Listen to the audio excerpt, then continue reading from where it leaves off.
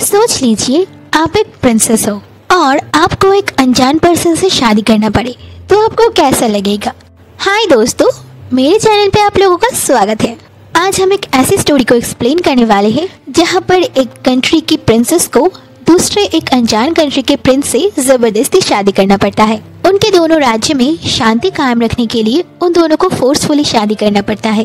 पहले तो वो दोनों एक दूसरे को ज्यादा पसंद नहीं करते थे, फिर धीरे धीरे उन दोनों में एक दूसरे के लिए फीलिंग्स आने लगे। लेकिन उन लोगों की स्टोरी इतना आसान भी नहीं है, उन लोगों के बहुत सारे दुश्मन थे। तो दोस्तों चलिए देखते हैं हमारे हीरो एंड हीरोइन कैसे इन सब दुश्मनों का सामना करते हुए एक दूसरे के प्यार में पड़ते हैं। ये एक चाइनीज रोमांटिक एनिमे है और इस कहानी का एनिमेशन भी काफी खूबसूरत है। आई होप आप लोगों को ये एनिमेशन एक्सप्लेनेशन पसंद आएगा। दोस्तों मेरा आप लोगों के पास एक रिक्वेस्ट है, अगर आप लोगों को ये एनिमे पसंद आया तो प्लीज़ इस वीडियो को थोड़ा सा लाइक कर देना और कमेंट में मुझे बताना बिल्कुल मत भूलना कि आप लोगों को इसका नेक्स्ट पार्ट भी चाहिए या नहीं।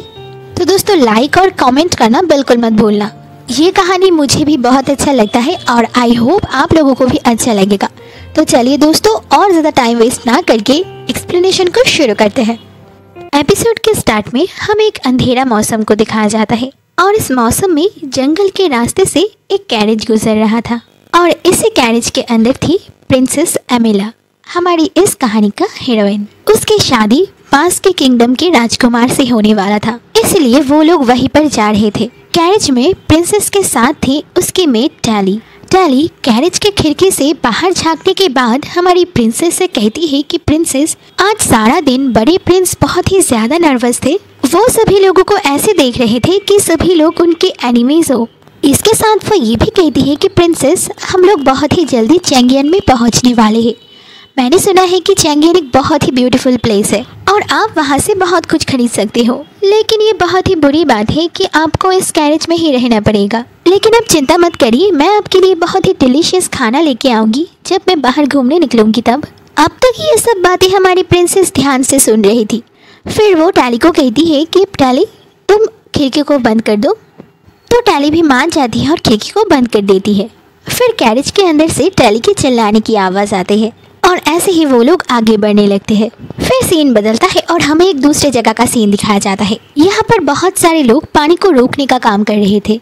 उन्हीं में से एक आदमी एक लड़के के पास आके कहता है, प्रिंस जी इतने दिनों की बारिश की वजह से बहुत ही ज्यादा लैंडस्लाइड हो रहा है और इसकी वजह से नदी ब्लॉक हो गया है, इसलिए फ्लड का पानी रिलीज नहीं किया जा सकता।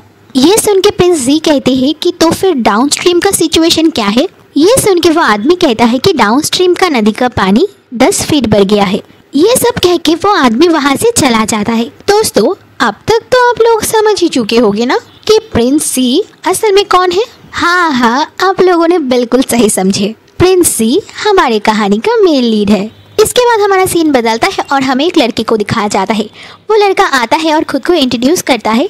वो कहता है कि मेरा नाम लियानशन है और मैं इंपीरियल गार्ड का कमांडर हूँ। मैं यहाँ पर आप लोगों को वेलकम करने के लिए आया हूँ। आप सभी का हमारे किंगडम में स्वागत है।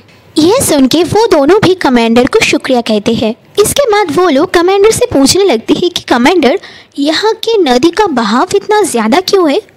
इससे कमांडर कहता है कि असल में इस मौसम में हमारे यहाँ पर बारिश होता है और इस साल बहुत ही ज़्यादा बारिश हुआ है, इस वजह से पानी भी बहुत ही ज़्यादा बढ़ गया है। मेरा एक साथी अपर स्ट्रीम में गए हैं वहाँ के सिचुएशन को देखने के लिए, ये सब ठीक करने के लिए वहाँ पर काम चल रहा है। इसके साथ वो ये भी कहता है कि हमने एक बड़े से शिप का इंतज़ाम किया है ताकि राजकुमारी सेफली इस नदी को क्रॉस कर पाए और रास्ते में कोई प्रॉब्लम ना हो। इसके बाद सीन बदलता है और हमें प्रिंस का सीन दिखाया जाता है। यहाँ पर हमारे प्रिंस बारिश की वजह से जो फ्लड हुआ है वो इसी केस में यहाँ पर आया हुआ था। यहाँ के एक आदमी आके हमारे प्रिंस को बहुत सारे रिपोर्ट देता है इसी फ्लड के बारे में। तो हमारे प्रिंस ध्यान से ये सब सुनता है। फिर रिपोर्ट खत्म होने के बाद वो आदमी वहाँ से चला जाता है। उसके वहाँ से जाने के बाद वहाँ पर जिन नाम का एक आदमी आता है और वो हमारे प्रिंस को देख के कहता है कि तुम सच में यहाँ पर आए हो। मैंने सुना तुम इस अपर स्ट्रीम में फ्लड प्रिवेंशन के काम के लिए आए हुए हो। जिन के आवाज़ सुन के हमारे प्रिंस जिन से कहता है कि जिन तुम यहाँ पर क्यों आए हो। इससे जिन बताने लगता है कि मैं यहाँ पर प्रिंसेस को क्रॉसिंग करवाने के लिए आया था। फिर वो प्रिंस से पूछने लगता है कि क्या तुम्हें अपनी होने वाली पत्नी को नहीं देखना? क्या तुम नहीं जानते कि वो अपने देश का सबसे सुंदर लड़की है? ये सुन के प्रिंस जवाब देता है कि ये सिर्फ एक बिजनेस डील है, इससे ज़्यादा कुछ नहीं।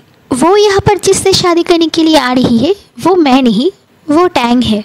असल में दोस्तों टैंग इस राज्य का नाम है और मैं उससे नहीं शियू से शादी करने वाला हूँ। हमारी प्रिंसेस जिस राज्य में रहती है उस राज्य का नाम शियू है। तो यहाँ पर हमारे प्रिंस कहना चाहते हैं कि वो दोनों असल में एक दूसरे से नहीं, एक दूसरे के कंट्री से शादी कर रहे हैं। हाँ हाँ प्रिंस, हम भी देखेंगे कि तुम कब तक ये बात कह पाते हो।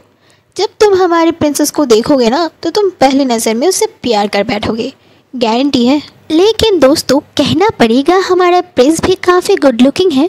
इसके बाद प्रिंस कहता है कि मैं जाता हूँ और स्प्लिट वे की तरफ देख के आता हूँ। ये कहते हुए प्रिंस वहाँ से घोड़ा लेके निकल जाता है। इसके बाद सीन बदलता है और हमें राजकुमारी का सीन दिखाया जाता है। यहाँ पर राजकुमारी और उसका मेड दोनों ही बोट पे चढ़ रहे थे। लेकिन दोस्तों क्या आप लोगों ने नोटिस किया कि हमारी राजकुमार असल में मेड कॉस्ट्यूम में है? तो वो तब वहाँ पर ऐसा ही कर रही थी, अपने मेड को अपना कॉस्ट्यूम पहना के मेड का कॉस्ट्यूम खुद पहन लिया। क्या बात है राजकुमारी, मैं तो आपकी फ़ैन बन गई। ऐसे ही बाकी लोग भी बोट पे चढ़ जाते हैं और बोट स्टार्ट हो जाता है। फिर सीन बदलता है और हमें राजकुमार का सीन दिखाया जाता है। यहाँ पर हमारे राजकुमार अपने साथियों को लेके फ्लड के सिचुएशन को चेक करने के लिए आए थे। लेकिन यहाँ पर आके सब कुछ चेक करने के बाद हमारे प्रिंस को कुछ गड़बड़ लगता है और उसे लगने लगता है कि ये सब काम लोगों ने जानबूझ के किया है ताकि वो पानी को रोक सके और पानी का बहाव भी ज़्यादा बढ़ जाए बारिश की वजह से, ताकि यहाँ पर और भी ज़्यादा भारी बाढ़ आए और सिचुएशन इससे भी बहुत ही ज़्यादा बुरा बन जाए। ये सब जानने के बाद हमारे प्रिंस अपने सभी साथी को ऑर्डर दे देता है कि तुम लोग नदी के आसपास जो लोग रहते हैं उन लोगों को कोई सेफ जगह पर ले जाओ और मैं दूसरी तरफ देख के आता हूँ। ये कहते हुए वो वहाँ से घोड़े लेके निकल जाता है। राजकुमार की ये सब बातें सुन के पहले तो वो लोग बिलीव ही नहीं कर पाते कि ऐसा भी हो सकता है, लेकिन फिर भी वो लोग अपने अपने काम में लग जाते हैं। और यहाँ पर सच में कुछ लोगों ने ये सब प्लान किया हुआ था जो हमारे राजकुमार को पता चल जाता है और इसलिए हमारा प्रिंस बहुत ही जल्दी जा रहे थे ये सब रोकने के लिए। तो दोस्तों इसी के साथ ये पार्ट खत्म होता है। आई होप आप लोगों को ये पार्ट पसंद आया होगा। अगर पसंद आए तो वीडियो को लाइक करना बिल्कुल मत भूलना और कमेंट में मुझे बताना कि आपको इसका नेक्स्ट पार्ट चाहिए या नहीं। तो दोस्तों अगले पार्ट के लिए मेरे साथ बने रहिए और जिन्होंने अभी तक चैनल को सब्सक्राइब नहीं किया अब भी सब्सक्राइब कर दो दोस्तों, ताकि आप लोगों को मेरा बनाया हुआ वीडियो बहुत ही जल्दी मिल सके और आप लोगों के इन सपोर्ट से मेरा चैनल भी बहुत ही जल्दी ग्रो कर सके। तो ठीक है दोस्तों, आज के लिए इतना ही, मिलते हैं नेक्स्ट पार्ट में, तब तक के लिए बाय बाय।